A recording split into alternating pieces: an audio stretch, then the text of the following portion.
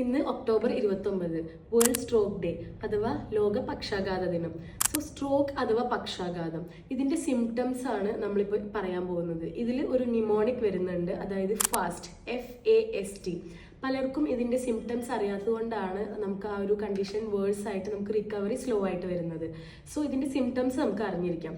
So F denote ചെയ്യുന്നത് എന്താണെന്ന് വെച്ചാൽ ഫേഷ്യൽ ഡ്രൂപ്പിംഗ് ആണ്. അതായത് നമ്മളുടെ ഫേസ്, ഈ ഒരു പേഷ്യൻറ്റിൻ്റെ ഫേസ് ഒരു സൈഡ് നമ്മൾ ചിരിക്കാൻ പറയുക അവരോട്. സോ അവരുടെ ഒരു സൈഡ് താഴോട്ട് ഡ്രൂപ്പ് ചെയ്ത് വരുന്നുണ്ടെങ്കിൽ അവർക്ക് മേ ബി സ്ട്രോക്കിൻ്റെ ഒരു ലക്ഷണമായിരിക്കും കാണിക്കുന്നുണ്ടാവുക. സോ നെക്സ്റ്റ് വരുന്നത് ആം ഡ്രിഫ്റ്റ് ആണ്. അതായത് നമ്മൾ പേഷ്യൻറ്റിനോട് രണ്ട് കൈയും ഒരേ ലെവലിൽ ലിഫ്റ്റ് ചെയ്തിട്ട് പിടിക്കാൻ പറയാം. സോ അവർക്ക് ഒരു 5 to 10 seconds ഇതേ ലെവലിൽ ഹോൾഡ് ചെയ്യാൻ പറ്റുന്നുണ്ടെങ്കിൽ ആൾ നോർമലാണ്. അല്ല ആൾക്ക് ഒരു കൈ ഹോൾഡ് ചെയ്യാൻ പറ്റുന്നില്ല, താഴ്ന്ന് പോവാണ്, ഷിവർ ചെയ്യുന്നുണ്ടെങ്കിൽ മേ ബി അത് സ്ട്രോക്കിൻ്റെ ഒരു ലക്ഷണമായേക്കാം. നെക്സ്റ്റ് സ്ലർഡ് സ്പീച്ച് ആണ്. അതായത് നമ്മൾ പേഷ്യൻറ്റിനോട് സംസാരിക്കുക, നമ്മൾ അവരോട് നിങ്ങൾക്ക് എന്താണ് കുഴപ്പം, നിങ്ങളുടെ പേരെന്താണ്, അങ്ങനത്തെ എന്തെങ്കിലുമൊക്കെ ചോദിക്കുക. അപ്പോൾ അവരോട് സംസാരിക്കുമ്പോൾ അവർക്ക് നാവ് കുഴഞ്ഞു പോവുകയാണ്, സംസാരിക്കുന്നതിൽ വ്യക്തത ഇല്ല എന്നുണ്ടെങ്കിൽ അത് സ്ട്രോക്കിൻ്റെ ലക്ഷണമാണ്. നെക്സ്റ്റ് ആണ് വളരെ ഇമ്പോർട്ടൻ്റ് ആയിട്ടുള്ളത്, അതാണ് ടി ഡിനോട്ട് ചെയ്യുന്നത് ടൈമിനെയാണ്.